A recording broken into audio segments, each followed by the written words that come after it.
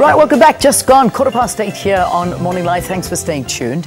Celeste Ntuli has been dubbed the Queen of Zulu Comedy since the great reception of her renditions in KwaZulu-Natal. Don't let her rural wife persona on Isibaya fool you. She is a woman of many talents. Her new show, Home Affairs, seeks to humour while drawing comically on the domestic setting of homes in the South African context, exploring sexuality of women as well as cultural values. So today, we have the lady herself in studio, Celeste. Hello. How are you? I'm good. Lovely seeing you. It's nice to see you too. Yeah. It's good to have you in studio. Bringing Thank some you. light relief for I us. feel like I'm successful now. I'm fine. You've made it. Morning Live. I mean, hello. You've done it, eh? You've done it. You've come to Morning Live. If corporate people are taking you serious, that means you're serious. So listen, tell me, why comedy? Have you always been funny? Has it always been something, since you were a kid, you cracked everyone up? Funny enough, at home, I wasn't as vocal, and my dad was too strict, I think.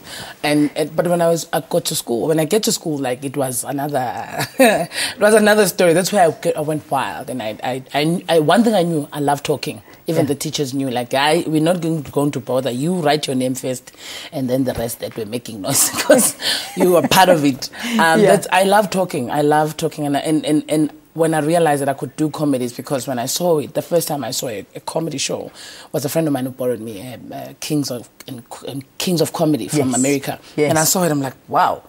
I also talk like this and people love it, but it's just that obviously, it's not on stage and I'm not dressed, and I just like the whole thing, like, well, we can package this and present it. Yeah. At first I didn't think it was really, really like I'm trying hard to make jokes. I think whatever my opinions on the way I thought and the way when I say something, people will laugh, and then I'm like, okay, so because that's how usually you get. Yeah, it makes it quite funny. Exactly. So, what was your first show like? Because that has to be one of the most nerve-wracking things ever. I saw a poster and I spoke to this guy, who's Te Khumalo, that in Durban, back in Durban, and they did a comedy show. The show had passed, but I just saw a poster. It was still there in the streets. So I was like, damn, I know this guy, and I called him up and so tell me, how do I get involved? And he was like, I was looking for you for this whole time. And he gave me the first gig in church. Oh, you're joking.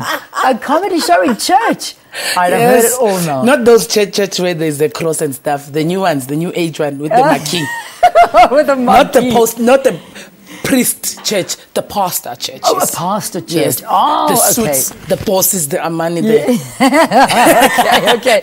All right, so God will forgive I went you. there and I performed there, and I remember the first thing they told me was like, don't say this, don't talk about this. Obviously, I had to be lenient to Jesus stories and stuff. So I had to know that, okay, I'm not saying... And eventually I was like, you know what, the best thing to talk about was me. Yeah. And I guess now that I look back, I think that's where I've based my material, because I'm not really... a type of the comedy that I would talk about. I understand I will throw in politics here and there, but I'm more, I love talking about social stuff. Yeah. Things that will relate to everyone, regardless whether you are into politics or not, or into religion or not. And I remember, because my first material, I talked about myself growing up in the rural areas, and there's just way too many of us, and wearing cheap clothes. And people love that. And people love that. They love And my sisters were like, oh my God, our dirty laundry. So would you always see the humor in things? I've always, like, when things are happening and there's like it's tense in the house, and you don't, when people, because I think our misunderstanding as relatives or as people in general is because you don't try to understand. I want you to understand me. I don't want to understand your point of view. Yeah. Like, usually that's funny. Yeah. Because it stems from stereotypes, from thinking, okay, I know you know best, or maybe you think like this, and that's why you talk like that. That's why people always in the streets like, is that racial? No, it's like you were supposed to pick this up and put it here. Why is it becoming racial? I look into those things, and the thing is, I think the one thing I love about comedy is that it's the truth. Yeah. What makes people laugh is the fact that you does. say something that when goes, you hear it. Oh yes, that's my mother. Exactly, and then it reminds you, and you think, oh, that is so typical, and it is so funny. But it's brilliant. But it's only you guys that can say it, because if we say it, it's not that funny. But you, who comes up with these, well, I guess the angle that you take. take it, and that's what's so funny about it. But it's not only comedy that you're doing, because I mean, we know you from obviously from your acting, which is great. But just let's first talk about Home Affairs and your debut show. Talk to me about this. First time doing a show in Joburg. Yeah, this is awesome. Yes. I mean, you're so well known in Durban, but Joburg, you've never done a show. Yeah, but I feel like this is my first show. The way I am so nervous. I'm even hormonal. I'm going up and down. It's my birthday this month. When's your birthday? On the 25th of August. Happy birthday. For me, it's coupled up with so many things. Like, it's a women's month, it's a birthday, and it's like my debut one-woman show in Joburg. Jeez. So the reason why I chose Home Affairs, because I didn't want to... Because I've done shows that are like... sex shows, some shows you can't mention because you talk about sex and stuff. But I didn't want to. I wanted to move away from that. That people think I only talk about sex. No, you do talk about other things. I do talk about sex, but with other things. With other things integrated into it. Yeah, I mean, it's not like now they're making me like I'm one of those hip hop stars who talk about bowling and stuff, or girls. No, there's more to it. So it's Home Affairs. It's this weekend. Lyric Theatre. At the Lyric Theatre on the 23rd of August. On the 23rd. And the tickets are available at CompuTicket at 165. And then next weekend, Friday and Saturday, which is the 29th and 30th, I'm doing Durban. Okay, so you're back in the hometown. Which is the first time for 2 days as well. So, that's so yeah, so I'm like, lots of firsts happening. Let me see if I can do this. You can do it.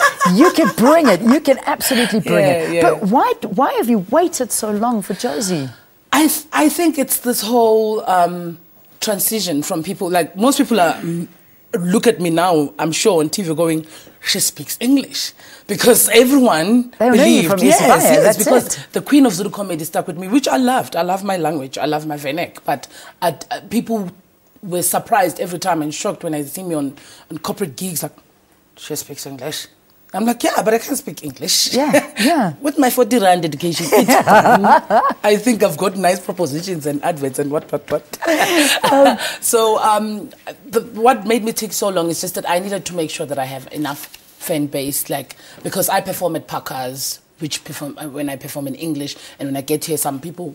I can't be speaking Zulu. Yeah. So I needed to find myself a balance between the two, because I had a point where people were like, when I do the shows, they will call and say, well, are you going to speak English or are you going to deliver in Zulu? So I had to know that now I'm sure that I have enough fan base. I have enough people who've seen me do enough comedy. Yeah. Although some people get shocked, like, is it her? Yes. Because I know I'm old in that acting gig. I'm very old. I play a 45-year-old woman. Yeah. I'm 35, so it's like a 10-year gap. That's not old. That's not... Well, compared to what they see, they're like, you blonde. Yeah, look at you. Rural. Where is rural? Yeah. Well, listen, I'm so excited for you, and thank you for coming by. So, I'm giving you the details, and you go out there, you buy your tickets for Celeste's show. It's the first time. Can I just say this? You say it. You I'm not going to rock. stop you. Thank you. I don't know what people have been saying. Yo, Leanne. Where can I... Nice body. God! I love Forget about Kardashians. We've got our own. Thank you. Yeah, thank you. They didn't know you're sexy because every time they see you here. Yes, I know. When I was looking, like, woo. Yeah. Okay. Lovely. You stop it now. I'm trying to sell tickets for you. Leave my... Sell the tickets. Sell the tickets for me. Right, so let's do this again. So, the Lyric Theatre is where you're performing. Yes. On the 23rd, which is this Saturday. Tickets are 165 Rand. And you better buy them, because Celeste, this is the first time she's performing in Josie, and you better show her the love, Josie, because she deserves it. Celeste Ntuli, what a pleasure. Thank you for being here, and you make us women proud this Women's Month.